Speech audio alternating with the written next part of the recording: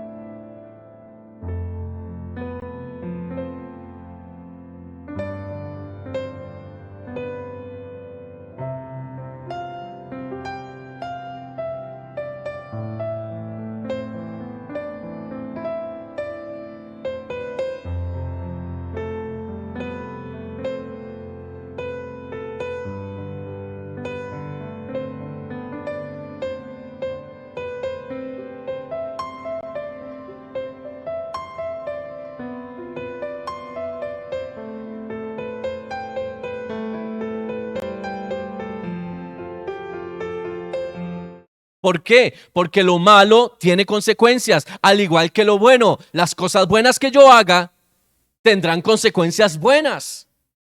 Entonces, cuando hablamos de la ley de Dios, hablamos de la palabra de Dios, hablamos de la enseñanza de la palabra de Dios. Tú no puedes decir ley igual Antiguo Testamento, no puedes hacer eso, no puedes entrar ahí.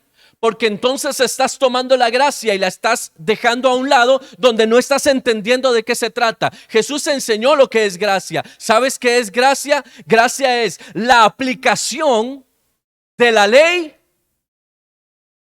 en el término de la emoción y en el término de la premeditación de los hechos. Le voy a dar un ejemplo. Jesucristo cuando se le preguntó sobre el tema del adulterio, Jesús dijo, habéis escuchado que en la ley dice, o sea, en la escritura dice, en la palabra, que a la persona que fuere hallada en el adulterio tiene que ser apedreada, ¿cierto? Todos hemos leído eso. Eso es lo que está escrito. El que fuera hallado en el acto del adulterio tiene que ser apedreado. Pero ¿qué dijo Jesús? Pero yo les digo a ustedes hoy, y esta es la aplicación de la gracia, que todo aquel que en su corazón estuvo con otra persona que no era su pareja, pues, ya adulteró. ¿Cómo se llama eso? ¿Qué decía la ley? Tienes que verlo para juzgarlo, ¿cierto? Falta de pruebas, no se puede hacer nada. ¿Qué dice Jesús? No. Las cosas son diferentes. Dios no necesita pruebas, Dios necesita conocer el corazón, o sea, la intención. Entender la gracia es la intención del corazón de infringir lo legal. ¿Me doy a entender? Ahora, ¿cuál es el beneficio entonces de la gracia? El beneficio de la gracia es que Dios ha puesto sus ojos en nosotros y nos ha amado tanto que nos ha acercado a Él. ¿Qué es gracia? Dentro de muchos conceptos que vamos a ver, llévese este. Gracia es la oportunidad de, aún siendo pecadores, poder acercarnos delante de Dios. Porque dice la palabra en Romanos que la paga del pecado es muerte. Por cuanto todos pecaron, están destituidos de la gloria de Dios. ¿Cierto? ¿Lo ha leído? Romanos 3:23. ¿Y qué dice 6:23? Porque la paga del pecado es muerte, pero la dádiva de Dios es vida eterna. Es decir, si la paga del pecado es muerte, ¿cómo yo sé que es pecado? Si no tengo algo legal que me diga que es bueno y que es malo. Aquí. Para yo definir lo que es bueno y lo que es malo, necesito un código legal. Se lo planteo de esta forma. Si usted vive aquí, en el occidente del mundo, América, para usted y para mí hay cosas que son buenas y cosas que son malas según los estatutos legales de cada país, de cada región. Pero hay cosas que usted y yo hacemos que creemos que son buenas, que si usted va a Medio Oriente y las hace, son malas. ¿Por qué? Por los códigos legales de cada lugar. No puede haber gracia donde no hay ley. ¿Me doy a entender? Cuando un juez absuelve a una persona, le está otorgando una gracia. ¿Me sigue? Pero esa gracia no puede ser entregada hasta que no haya sido juzgado. ¿Por qué? Por la ley. ¿Me doy a entender? ¿Me está siguiendo acá? Estoy tratando de hacerlo sencillo. Yo no puedo decir la ley no sirve, solo la gracia, porque la gracia sin ley no existe. La gracia es, sé que hubo una infracción, pero yo pago esa infracción para que tú seas libre. Eso es gracia. Infringiste, ¿qué infringí? Si la ley está abolida, nadie entonces infringe nada. Entonces, ¿para qué la gracia? ¿Me sigues? Espero de verdad no estar complicando. Si no hay ley, entonces no debe existir gracia. ¿Para qué? Hakuna Matata, dicen por ahí. Dice la palabra que Jesús no vino a abolir la ley, vino a darle cumplimiento a toda ella. Pero además de dar cumplimiento, vino a enseñarnos a nosotros que en Dios tenemos una oportunidad de hallar gracia ante los ojos de Dios. Y aquí es donde quiero entrar en el tema. Génesis capítulo 6, verso 8, en la Reina Valera 60, si puede búsquelo por favor. Dice de esta manera: pero Noé halló gracia ante los ojos de Jehová. Es la primera vez en toda la Biblia que usted escucha la palabra gracia. Entonces, solo por esa palabra en Génesis 6, ya podemos decir que no es exclusiva del Nuevo Testamento. Más adelante Abraham también halló gracia delante del Señor y le voy a explicar luego por qué. Pero en este texto específico vemos cómo Noé halló gracia. Ahora, note esto porque es importante. Dice en textos anteriores a este que el mundo se había desviado profundamente. Las personas se habían vuelto contra Dios, habían pecado, habían sucedido cosas terribles. Y Dios dijo en su corazón: me pesa haber creado al hombre, lo voy a destruir. Y eso es lo que da origen a este texto. Pero Noé, después de que Dios habla de la humanidad y dice: voy a destruirla, viene el texto del verso 8 que dice: pero Noé halló gracia. La pregunta que le hago aquí es: ¿qué significa que Noé halló gracia? Se lo voy a explicar fácil y rápidamente. Significa que los ojos de Dios estaban buscando sistemática y metódicamente en el mundo una persona sobre la cual depositar un diseño, y no había nadie excepto uno llamado Noé. No dice Noé y su familia, dice pero Noé halló gracia. No dice los hijos de Noé hallaron gracia junto con Noé. No dice la familia completa, la generación de Noé. No, dice Noé halló gracia. Dios anda buscando uno sobre el cual vertir gracia. ¿Sabe por qué? Porque cuando la gracia de Dios toca a uno, eso se multiplica y afecta a generaciones. La gracia es una afectación generacional. Dios otorga la gracia a uno y a través de ese uno toca generaciones. Dice la palabra, Noé halló gracia. Dios estaba mirando, buscando a alguien, no encontraba a nadie y decía Dios, no puede ser que de todos los que hay no pueda tener a uno para entregarle el diseño. Escuche bien, ya había una condena, ya había un veredicto. El veredicto era: la tierra desaparece. Sígame por favor, estamos hablando de previo al diluvio.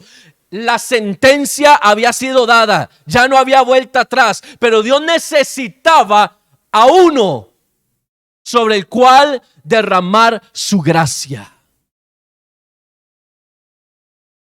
Todos pecaron, excepto uno que halló gracia.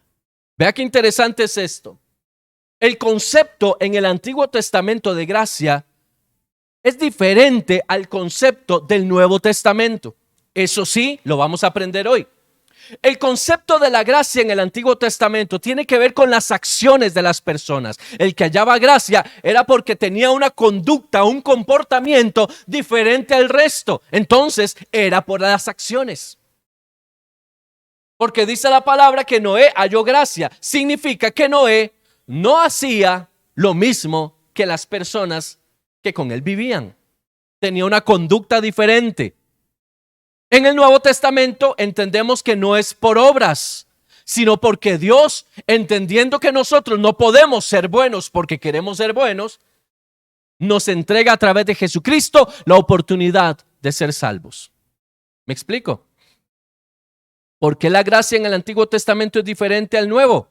Porque Jesucristo no había muerto por nosotros todavía. Al no morir Jesucristo todavía, entonces la gente tenía que hacer algo para agradar a Dios. Tenía que buscar la forma de agradar a Dios. ¿Me doy a entender? Entonces, ¿qué hace Noé? Simplemente lo contrario a lo que el mundo hace. Y Noé camina en rectitud. Noé camina bajo un sistema de honra a Dios. Noé camina entendiendo que el temor a Dios es lo único que va a marcar la diferencia. Por eso dice que Noé halló gracia. Es decir, y Dios se fijó en Noé. Y una vez que Noé es visto por Dios, activa la voz de Dios. Vea qué interesante es esto. La gente que vive bajo la gracia de Dios activa la voz de Dios en sus vidas. Porque dice que y habló Dios a Noé y le dijo, voy a destruir el mundo. Pero a ti, a tus hijos, a tu esposa y a las esposas de tus hijos, no los voy a destruir. Al mundo entero sí. Mire, si Noé hubiera sido evangelista, yo creo que hubiera sido el evangelista más frustrado del mundo entero. Porque la esperanza del evangelista es predicar el evangelio y que la gente se arrepiente y reciba la gracia de Cristo. Pero por más que predicara Noé, ya había una sentencia. ¿Está conmigo? Ya había una sentencia. Dios iba a levantar una nueva generación a través de Noé, de nadie más. Por eso es que Dios le dice, construye un arca de madera de gofer y entra en ella tú, tu familia y los animales. Los demás se quedan afuera. Aquí. Eso es fuerte. Dios nunca creó un arca o estableció el diseño de un arca para salvar personas. Lo hizo para establecer un nuevo comienzo. El arca es sinónimo de nuevo comienzo. Apréndase esto. El arca es sinónimo de nuevo comienzo. El arca es el sinónimo de la gracia de Dios. Porque la gracia en Dios es un nuevo comienzo para mí. Por eso dice la palabra, las cosas viejas pasaron, he aquí todas son hechas nuevas. La gracia es volver a empezar, es volver a lo nuevo, es entregar el diseño nuevamente para caminar en la senda correcta. La palabra que se utiliza en el hebreo para gracia es gen. Esta palabra significa bondad, favor, agradar, misericordia, algo precioso. Todo esto significa la palabra gen, gracia. Quiere decir entonces que bajo este texto entendemos que la bondad de Dios se acercó a Noé. La gracia de Dios, el favor de Dios, la misericordia de Dios. Pero quiero ir un poquito más profundo a esto. Gen es la raíz de la cual sale una palabra adicional en el hebreo que es hanaj. ¿Okay? Póngame atención acá. La palabra hanaj significa tienda o armar una tienda, armar una carpa o un campamento. Note esto. ¿Qué tiene que ver gracia con un campamento? Con una tienda o con una carpa. No tienen relación, ¿verdad? Entendámoslo así. Así en frío no tiene relación la palabra gracia con la palabra campamento. Ahora, escuche bien esto. Para que podamos comprender esto, tenemos que ir un poquito atrás en la forma cultural en la cual vivía Israel antes.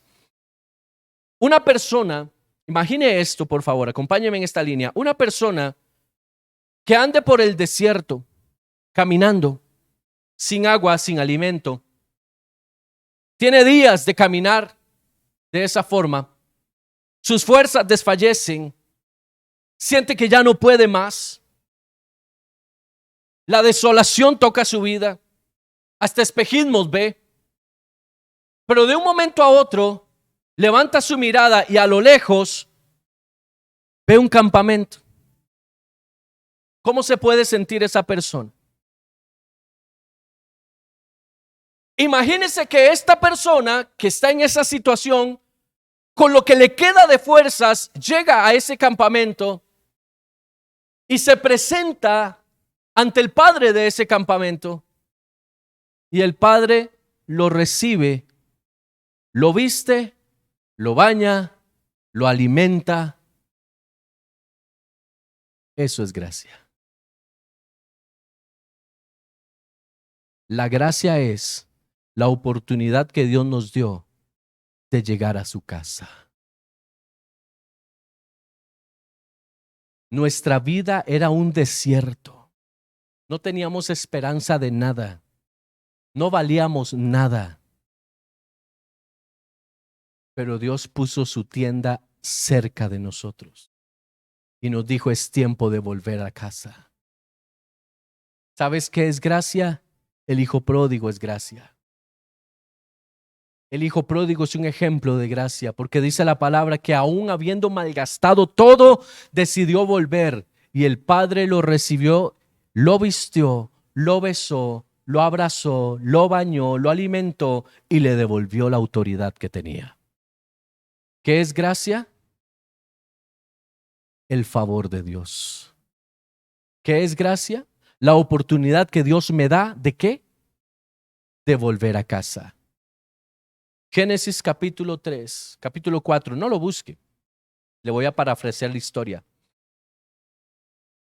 Cuando Dios habla a la serpiente y a la mujer en forma específica y le dice a la serpiente, tú herirás a la mujer en el calcañar, en su talón, pero tu mujer pisará su cabeza. Lo que está diciendo es, hoy hay una ruptura, una separación entre el hombre y yo. Pero vendrá el tiempo profético en su cumplimiento donde mi gracia hará que ustedes que hoy se distancian de mí puedan volver a mí. ¿Dónde nace la gracia? En el huerto de Edén. Ahí nació la gracia. ¿Qué es la gracia? Concepto claro, básico y fundamental. es volver a la casa de Dios. Eso es la gracia. Resúmalo así. ¿Qué es gracia? Un regalo inmerecido que Cristo... No, hermano, no se ponga tan teológico. No hay que panderetear tanto esto. Necesitamos quitar el concepto y tener la aplicación. ¿Qué es la gracia? Es volver a casa. Regresar a casa. ¿Qué hizo Cristo en la cruz del Calvario? ¿No fue darnos la oportunidad de regresar a la casa del Padre? No es a través de la muerte de Jesucristo que tenemos perdón. Y si tenemos perdón, entonces hallamos gracia. Y si hallamos gracia, hallamos el favor de Dios. Es decir, las cosas buenas de Dios vienen a nosotros. ¿Por qué? Por gracia. ¿Qué es gracia? Volver a la casa. La gracia no es otra cosa sino volver a casa. Necesito remachar esto fuerte en esta mañana. Gracia es volver a casa. Gracia es, Él es mi Padre, yo soy su Hijo, y ya nada nos podrá separar. Por eso dice la palabra en Romanos capítulo 8, ni lo alto, ni lo profundo, ni ninguna otra cosa creada nos podrá separar del amor de Dios que es en Cristo Jesús. ¿Qué es eso? Gracia. No le metamos tanto concepto, no le metamos tanta letra, metámosle aplicación. Gracia, el derecho de regresar a la casa del Padre. Así de simple. Mire, y es que quiero, si tuviera cómo, grabaría en el corazón de cada uno de ustedes esta palabra. ¿Sabe? Muchos hemos fallado. Levante la mano el que no ha pecado nunca.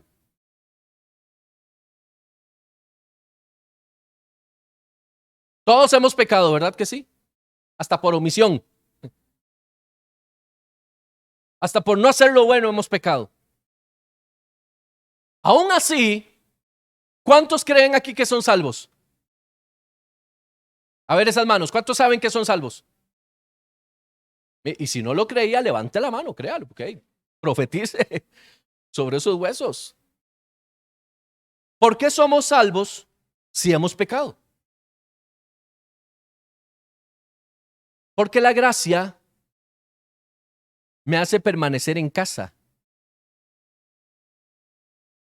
Porque la gracia me hace estar pendiente del corazón de mi Padre. Mi Padre conoce mi corazón, sabe que yo fallo, pero no es porque quiero, no es porque busco, es por mi condición de ser humano. Pero entre más tiempo paso en casa, más fácil me es decirle no al pecado. ¿Qué es lo que busca el enemigo? Que salgas ¿de dónde? De la casa. ¿Me está siguiendo ahora sí la línea? ¿Qué busca el enemigo? Que te vayas de la casa. ¿Qué hizo con el hijo pródigo? Le llenó la cabeza de humo. ¿Y qué hizo el hijo pródigo? Se fue ¿de dónde? De la casa. Estando lejos de la casa, llegó hasta lo más bajo. La única forma de ser restaurado era volviendo ¿a dónde? A casa. La ley nos juzga, pero la gracia nos permite pasar por encima del juicio de ley, porque en Jesucristo fueron pagas todas nuestras deudas. Pero la ley sigue ahí, porque la ley está ahí para decir qué es bueno y qué es malo. Entonces, si la gracia abolió la ley, usted puede matar. Usted puede mentir sin problema. Puede adulterar. ¿Está conmigo? Y no habría aplicación moral sobre esto. Porque si la gracia pasó por encima de la ley, entonces yo puedo hacer lo que me da la gana. No es así. La gracia es el favor de Dios sobre mi vida. La gracia es los ojos de Dios puestos sobre mí, dándome una nueva oportunidad para seguir adelante. La gracia es la oportunidad que tengo de regresar a la casa de Dios, estar en la casa con mi Padre y estar siendo constantemente restaurado hasta cumplir y ver con mis ojos el cumplimiento de lo que Dios ha hablado sobre mi vida. La gracia es la oportunidad de volver una vez más al origen. Es volverse a Dios. Es restablecer el plan original. La gracia es la oportunidad. Yo no sé si está muy complejo esto, pero la gracia es la oportunidad que Dios me da de restaurar el diseño original. Cuando Dios le habla a Eva y le dice, esto es lo que va a pasar, en un tiempo señalado yo voy a hacer que lo que hoy se convirtió en una separación, mañana se vuelva en un foco de unión. Esa gracia, ese favor de Dios a través de Jesucristo, lo que nos enseña a nosotros es tiempo de volver al diseño original. Lo hemos hablado durante mucho tiempo en el tema de la identidad. ¿Qué es gracia? La identidad restablecida. Yo vivo según la gracia. ¿Qué significa? Yo vivo con la identidad restablecida como en el origen. Gracia no es la oportunidad de hacer loco. Gracia no es que Dios me perdona las veces que yo fallo. No. Eso es lo que enseñan los que quieren vivir esa vida.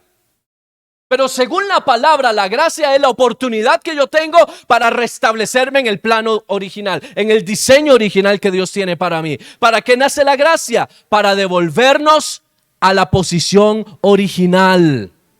Mire cómo el concepto de gracia ha cambiado. La gracia es volvernos al diseño original. Por eso dice, por gracia sois salvos. Ahora, note esto.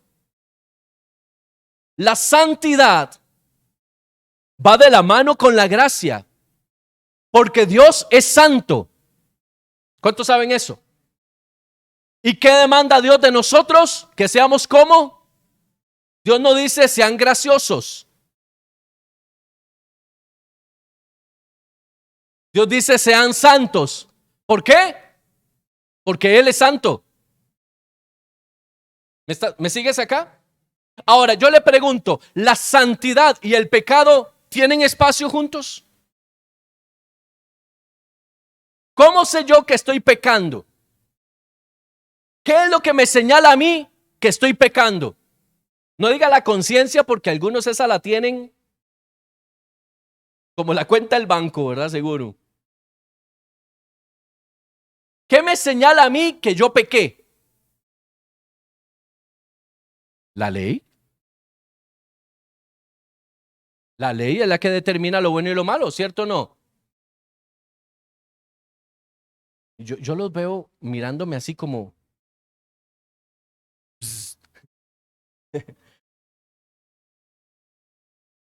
Para decir que yo pequé o que infringí. ¿Qué infringí? La ley. La ley. ¿Cierto? Yo infrinjo la ley hoy, mañana y hasta el último de mis días infringiré la ley. Porque dice la palabra que si yo digo que yo no peco, hago mentiroso a Cristo.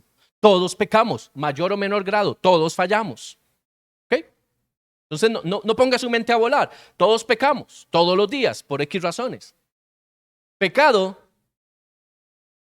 va de la mano de la ley. ¿Por qué? Porque la ley me dice que es pecado. La ley es el código legal que me establece y define cuáles son las cosas que se determinan como fallas del sistema. ¿Ok? La gracia es el pago que Jesucristo hace para que lo que para mí era lo que tenía que pagar, ya no, porque Él lo hizo por mí. Jesucristo pagó, no abolió la ley, sino que lo que hizo fue pagar la consecuencia. Pero la ley sigue estando vigente. El señalamiento de Dios sigue estando vigente. Por eso Dios dice, sean santos. Y la santidad es medida a través de la obediencia. Y la obediencia tiene que ver con un código legal. ¿Para qué voy a ser obediente si no tengo nada que obedecer? ¿Está conmigo? La ley de tránsito, no nos gusta la restricción, ¿verdad que no? ¿Cuántos aman la restricción? A nadie le gusta la restricción, pero la restricción es la ley, ¿cierto? ¿Sabe qué es la gracia? La carta que usted tiene para poderse trasladar en medio de la restricción. ¿Vio qué fácil?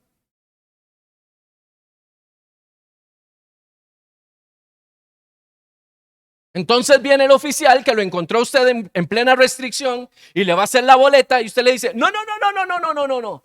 Yo sé que yo no tengo que salir hoy, porque por mi placa no debo salir hoy. O a esta hora no debo salir hoy. Pero, y usted toma la carta y dice, aquí tengo una carta que me exonera no de la restricción, de la culpa. ¿Está conmigo? No me exonera de la restricción, me exonera de la culpa. O sea, usted no me puede multar porque mi carta dice que usted no me puede multar. Eso no anula la restricción. Sigue estando presente, ¿cierto?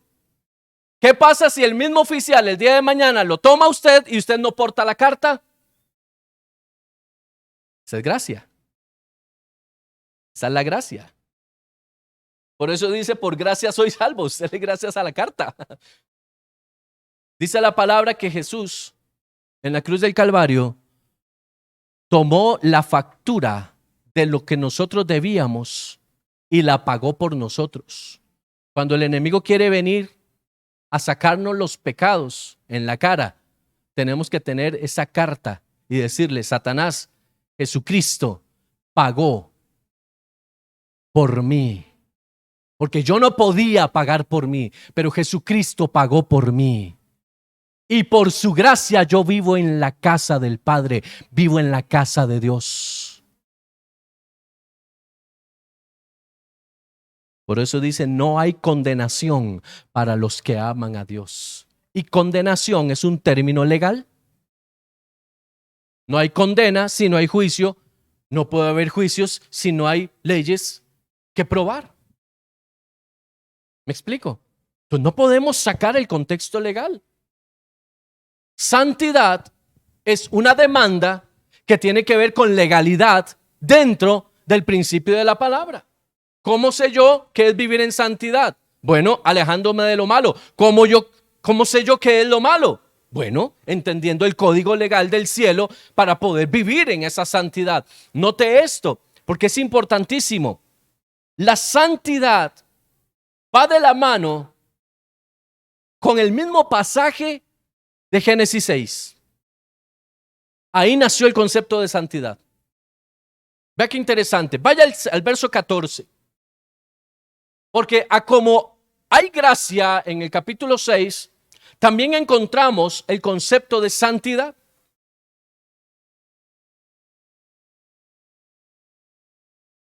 Siguiendo la traducción de la Reina Valera, dice el 6:14 de Génesis. Dios hablando a Noé, hazte un arca de madera de gofer, harás aposentos en el arca y la calafatearás con brea por dentro y por fuera. Póngale atención a la palabra la calafatearás. Suena como a trabalenguas, la calafatearás. ¿Qué significa esto? Hay dos cosas importantes acá que usted debe tomar en cuenta. Haciendo un pequeño estudio sobre el tema, quería averiguar qué es la madera de gofer o gofer. ¿Qué es eso? ¿Qué de importancia puede tener la madera? Porque ya con la forma en la que nosotros estudiamos la palabra, ya se nos disparan algunas cosas que decimos, aquí tiene que haber algo importante de parte de Dios. Y encontré un texto que habla sobre los conceptos de algunas cosas de la naturaleza en el hebreo que tienen una revelación en la palabra de Dios. La madera de gofer, según lo que algunos estudiosos han encontrado, era una madera que procedía de un árbol que era proveniente de la familia de los cipreses. Estas maderas resinosas, aceitosas. Póngame atención aquí. Era una madera aceitosa. Ya con solo eso, yo sé que ya muchos hicieron aquí un clic. Esta madera tenía una propiedad. Usted sabe que el agua y el aceite no se llevan, ¿cierto? ¿Por qué Dios le dice a Moisés, hazla con madera de gofer? ¿Por qué no le dice, haz un arca de madera? Sino que le dice, de madera de gofer. Porque cuando Dios da una instrucción, la da clara. La madera tenía que ser liviana, pero también impermeable. Sígame aquí, porque aquí es donde empieza el concepto. La madera tenía que ser impermeable. ¿Qué significa? Que lo que venía de afuera no podía entrar adentro. Eso es impermeabilizar. ¿Sí? ¿Qué hace un material impermeable o hidrofóbico, como algunos le llaman también? Repele el agua. Puede mojarse, pero el agua no permanece. El agua resbala, ¿cierto? ¿Así funciona? Ok. La madera de gofer tenía esa característica. Fue una madera que Dios le dio a Moisés, perdón, a Noé específicamente, para que por sus características, el agua que venía por fuera, el agua que venía por arriba, el agua que iba a estar por debajo, no entrara. Aún así le da una orden: la calafatearás con brea. ¿Qué es brea? La brea es como decir un asfalto. Para ponerlo en términos muy prácticos nuestros, es como un asfalto, es como un revestimiento que impide, precisamente un revestimiento aceitoso que impide lo mismo, que el agua entre. Dice, la calafatearás, o sea, la pintarás por completo. El arca, sígame acá. Pintarás el arca con este material aceitoso por dentro y por fuera. Ahora usted dirá, ¿y esto qué tiene que ver conmigo? Dios le dice algo a Noé que tiene una relevancia espiritual importante para nosotros. Lo primero, escuche bien, que se va a con lo que se va a impermeabilizar el arca es por dentro, después por fuera. ¿Qué significa esto? Cuando el Espíritu Santo viene a nosotros, cuando nosotros rendimos nuestra vida a Dios, la santidad comienza por dentro. Calafatear el arca significa entrar en una posición de santidad delante de Dios. Por eso dice, calafatea el arca por dentro con brea. La brea tiene que ver con santidad. O sea, pon repelente por dentro. Pero lo que pongas por dentro, tienes que ponerlo también por fuera. Escuche esto. Las personas que estaban fuera del arca no podían ver lo que estaba dentro, pero sí podían ver lo que estaba afuera. ¿Está siguiendo? ¿Qué quiere decir esto? ¿Qué le dice Dios a Noé? Lo que pones por dentro, que nadie ve, lo pondrás por fuera para que todos lo vean. La santidad no es algo por dentro, es algo que tiene que estar por dentro y por fuera. Yo no puedo jugar a eso de que, no, es que yo por dentro yo soy santo y por fuera, ¿cuál es mi apariencia? Y no estoy hablando de legalismo, yo no soy legalista y no me muevo en esa línea. ¿Cómo me ven las personas que están afuera? ¿Como un hijo de Dios? Porque yo aquí puedo decir que soy hijo de Dios. Amén. Todos podemos decir que somos hijos de Dios y estar convencidos de que somos hijos de Dios. Pero, ¿y la parte externa nuestra? ¿Representa mi exterior lo que en mi interior hay? Ahora, déjeme decirle algo. Dice la palabra que de lo que tengo en el corazón, habla mi boca. ¿Ves la aplicación del mismo concepto? Calafatearás el arca por dentro y con lo que le pases adentro va por fuera. O sea, yo no puedo tener por dentro una vida y por fuera una diferente. Eso es santidad. Y son conceptos que la iglesia moderna quiere sacar, quiere extirpar. La gente se siente incómoda cuando se habla de estas cosas, pero debemos entender algo. Dios dijo cómo se hacían las cosas. No es un invento nuestro. Dios dice, sed santos como yo soy santo. como yo soy santo. ¿Estás conmigo? Dice la palabra, ya casi termino, que a Dios nadie le puede ver. ¿Se ha puesto a pensar por qué a Dios nadie le puede ver? Dice, sin santidad nadie verá al Señor. ¿Por qué? Apliquemos este concepto. Si Dios es santo, quiere decir que Dios refleja santidad. ¿Me sigues aquí, verdad? Dios es santo, entonces Dios refleja santidad. Si yo no vivo una vida de santidad, mi condición pecaminosa, mi condición de persona, me impide acercarme a Dios por su santidad. No por su deseo, por su santidad. ¿Me explico? La santidad de Dios no tiene relación, no tiene contacto con el pecado. Sígame acá. La santidad de Dios no puede ser tocada por el pecado. Por eso Adán y Eva tuvieron que salir de Edén. Mientras ellos estaban en Edén, viviendo bajo la casa de Dios, bajo la gracia de Dios, según el concepto que aprendimos hoy, ellos miraban a Dios, caminaban con Él, se movían con Él, ¿cierto? Pero una vez que pecan hay una distancia, ya ellos no pueden acercarse. Dice la palabra que Moisés le pide a Dios, quiero ver tu gloria. ¿Y qué le dice el Señor? No puedes verme, porque si tú me ves te mueres. Lo que hay dentro de ti, tu semilla de iniquidad, lo que te fue implantado, no te permite accesar mi santidad. No es que yo no quiera, es que yo no puedo pasar por alto lo legal. Dios no le hace el cachete a nadie, mi hermano. ¿Sabe qué significa eso? Dios no pasa por alto a nadie.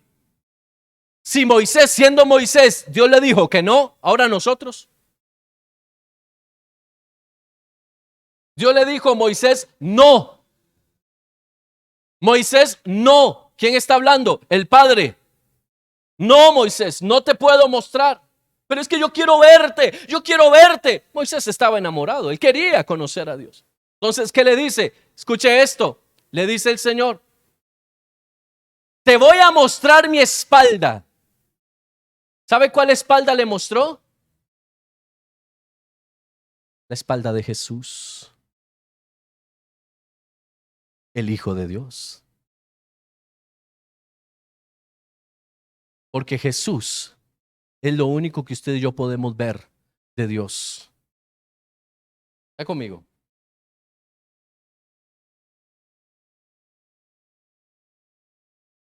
Dice que Moisés, saliendo de la presencia, solo el brillo de la presencia permeó tanto su rostro que él salió con su rostro brillante. Porque estar en la presencia de Dios transforma nuestro interior y transforma nuestro exterior. No es de afuera para adentro, es de adentro para afuera. Calafatearás el arca adentro y con lo que pongas adentro lo harás por fuera. Así es que cierro con esto, iglesia. Nos vamos a casa a hacer un análisis. ¿Es concordante lo que hay dentro de mí con lo que hay fuera de mí? Hay gente que ha malinterpretado profundamente el pasaje donde Pablo dice, si yo, por amor a entregar el evangelio a los gentiles, yo me hago gentil. Y si yo tengo que ir a los judíos, yo me hago judío. Lo han malinterpretado tanto que hay gente que dice, es que yo para llegar a un drogadicto, yo me humo también. Parece de risa, pero créame, hay gente que piensa así. Es que yo no le puedo llegar a un drogadicto vestido de esta forma.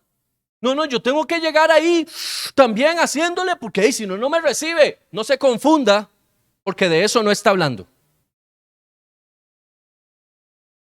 Jesús nunca renunció a su vestidura de santidad para hablarle a los demás. ¿Me está siguiendo? Jesús no se volvió mundano para hablarle al mundano. Es que es muy fácil darle rienda suelta. Bueno, es que, yo, para hablarle a un adúltero, entonces yo también voy a adulterar para saber de qué le voy a hablar. No, eso es dar licencia al pecado. Eso es querer hacer lo que nos da la gana. Eso es otra cosa. ¿Está conmigo? De eso no habla la palabra. El mensaje se le entrega y no es lo que yo diga, es el convencimiento de arrepentimiento que da el Espíritu Santo. La gente tiene que ver en mí el brillo de Dios. Eso es lo que hace que la gente se convenza. Dice la palabra que los discípulos tenían algo. Recuerde esto.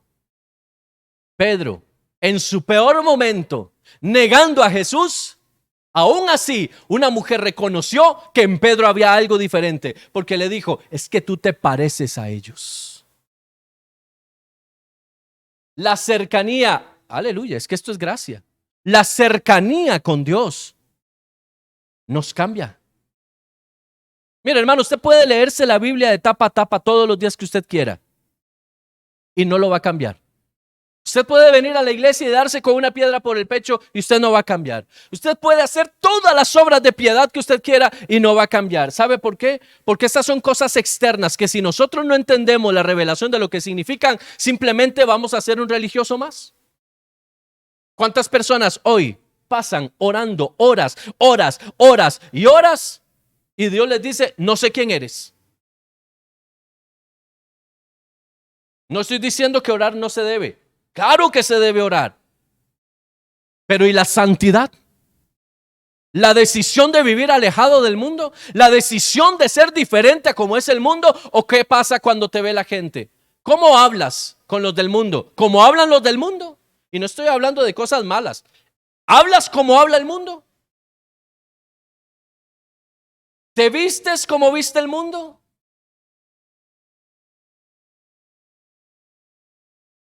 ¿Quién eres?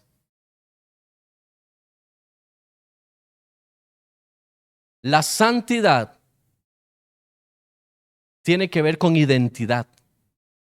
La santidad tiene que ver con cuánto Dios ha permeado mi corazón, porque de esa forma viene lo externo. De lo contrario, somos cristianos convencidos, pero no convertidos. Hay gente que durante mucho tiempo a mí me criticó porque yo no usaba corbata. Mire, si yo pudiera no uso saco. Lo uso porque me gusta más que por otra cosa. Pero yo no tengo problema en predicarle a usted así, con camisa nada más, manga corta y todo. Yo no tengo problema por eso. Porque hay personas que creen que el arca se calafatea solo por fuera, para que la gente vea.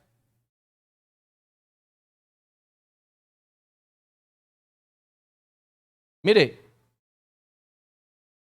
si nosotros estuviéramos siendo medidos solamente por la parte externa, pero déjeme decirle algo, el problema es que también hay que cuidar la parte externa. ¿Quién eres tú? No estoy diciendo póngase saco, ni póngase corbata, eso no hace a un cristiano. La pregunta es, ¿cómo es tu corazón? ¿Amas el mundo? ¿Defiendes el mundo? ¿Sabes cómo defendemos el mundo? Cuando alguien nos señala y nos dice, es que esto no está bien. Yo no pienso así, yo pienso diferente. ¿Amas el mundo? Eso es un mensaje para los jóvenes y los no tan jóvenes también. ¿Qué tanto amamos el mundo? Le voy a dar una prueba de esto. Tal vez sirva como prueba, tal vez no. Para muchas personas ponerse una camiseta con una marca reconocida no es ningún problema, ¿cierto? Llámele la que sea, cualquier marca reconocida. Y hay una tendencia, tal vez no acá, pero en muchas otras partes, donde a los jóvenes, según sus posibilidades, pues les da por andar ropa de marca, ¿no? Que se les vea la marca. Unas tenis con su marca, pero que se vea bien, que sea más marca que tenis. Pues tienen que verla. Esos logos grandes y que sea original. No una copia, que sea original. O por lo menos ellos dicen que es original. Pero, ¿qué pasaría si tú le dices, quítate esa ropa y ponte una ropa que dice, Jesucristo es el Señor de mi vida?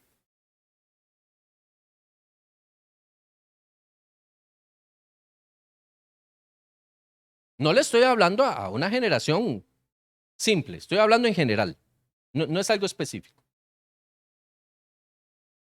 Es más fácil portar el logo de una empresa que portar una camisa que me identifique como hijo de Dios, más cuando hay bullying. Es que yo soy hijo de Dios, lavado por la sangre de Cristo. ¿Llevarías esa camiseta al cole?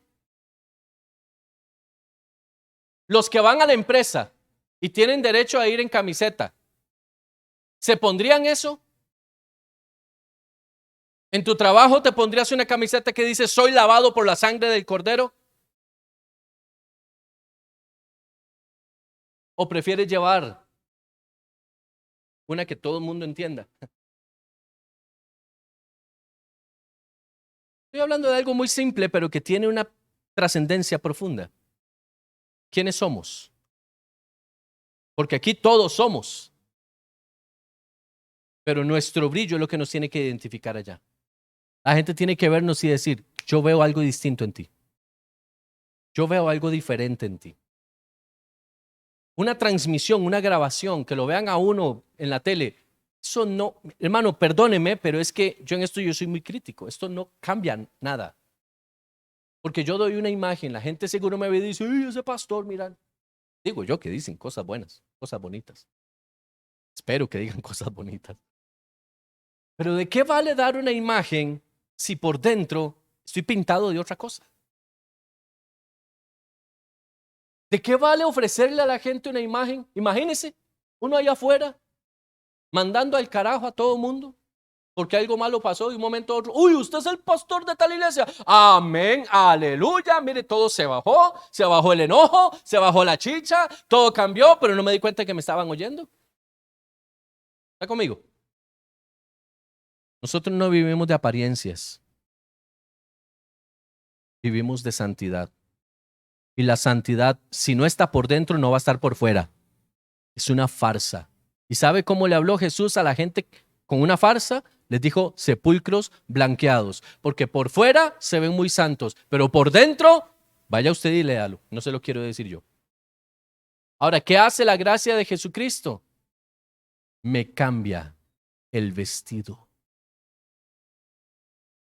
Porque déjeme decirle esto, el hijo pródigo fue tocado en su parte externa, mas no así en su interior. Oiga esto, un hijo de Dios puede ser tocado en su parte externa, mas no así en su parte interna. Dice la palabra que el hijo pródigo terminó con sus vestiduras rasgadas, feas, maloliente, o sea, su apariencia, lo que todos miraban, era de un pordiosero. Pero dice que él recapacitó y dijo, volveré a la casa de mi padre. O sea, lo que estaba dentro de él estaba intacto. Lo que había sido cambiado de lo que estaba afuera. A usted y a mí nos puede pasar por fuera cualquier cosa, pero cuando usted y yo, por la gracia de Dios, volvemos a la casa del Padre, ¿qué hace el Padre? Escuche esto, ¿le cambió lo que había dentro? No, le cambió lo que había afuera para que viviera completo. Por eso dice, y le puso vestido nuevo. Cuando Cristo vuelva, ¿qué hará con nosotros? Nos pondrá un vestido nuevo. Un ropaje de lino fino significa santidad. Así es que, mi hermano, salga usted a la calle brillando a Cristo. Pero primero, que la santidad permee tu interior. Váyase para su casa y haga una lista. ¿Quién soy? ¿Cómo soy? ¿Refleja mi vida santidad?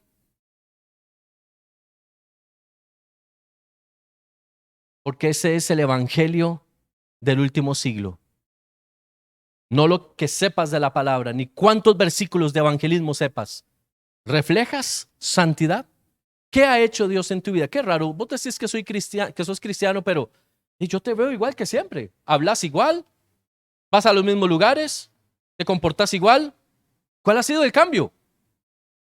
¿Alguien ha sido expuesto? No me diga nada, no me diga nada. Una pregunta retórica.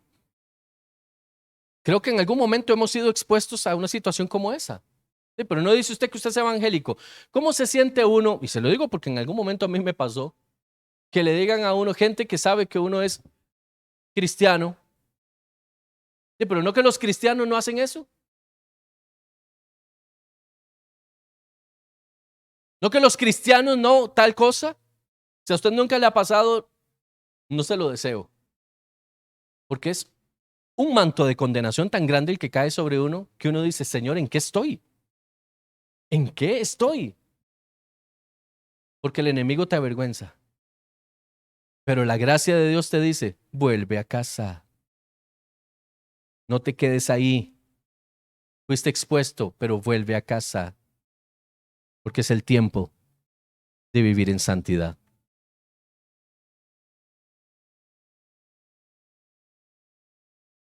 Debemos ser calafateados para impermeabilizarnos por dentro. Impermeabilizarnos de nuestras emociones, sentimientos, desánimo, para que cuando llegue a nosotros podamos resistir y no decaer ni retroceder. Y por fuera, por los ataques del mundo y de Satanás, para que podamos soportar las críticas, las humillaciones, la soledad, la escasez, la desnudez, todo lo que quiera separarnos del propósito para lo cual fuimos llamados. Calafatemos nuestro interior y también nuestro exterior y vivamos una vida en santidad. Levante su mano, por favor. Padre, en el nombre de Jesús, declaro esta palabra sobre esta generación, declaro esta palabra sobre esta casa, sembradores, y sobre todos aquellos que hoy levantan la mano donde quiera que estén. Espíritu Santo, calafatea nuestra vida por dentro y por fuera. Que tu santidad nos revista, que seamos personas santas donde quiera que estemos. La perfección te corresponde a ti, pero la santidad tiene que ver con una decisión, que podamos hoy tomar esa decisión, las riendas de nuestras decisiones en función de ser santos comparados contigo, Señor Jesús. Queremos vivir y transmitir santidad. Queremos que la gente vea en nosotros un cambio en nuestra forma de hablar, en nuestra forma de comportarnos, en la manera en la cual nosotros nos presentamos. Señor, que el mundo no sea lo que defendemos, sino que sea tu palabra. Queremos entender el concepto de gracia, el derecho legal de volver a casa. Que hoy podamos comprender que esto es más que un concepto evangélico. Es la razón de ser de la salvación, el derecho legal de volver a casa. Que tu gracia nos revista, que tu santidad nos cubra y que podamos día a día avanzar hasta llegar a la medida de la estatura de la plenitud de Cristo, sabiendo que tú, Señor, esperas por nosotros para depositar el diseño original para volver a empezar. Bendigo a todos los que estamos acá. Todos y cada uno de los que nos están mirando en esta transmisión, envío una palabra de bendición sobre sus vidas, declarando en el nombre de Jesús buenos tiempos, salud y prosperidad en el nombre de Jesús. Amén.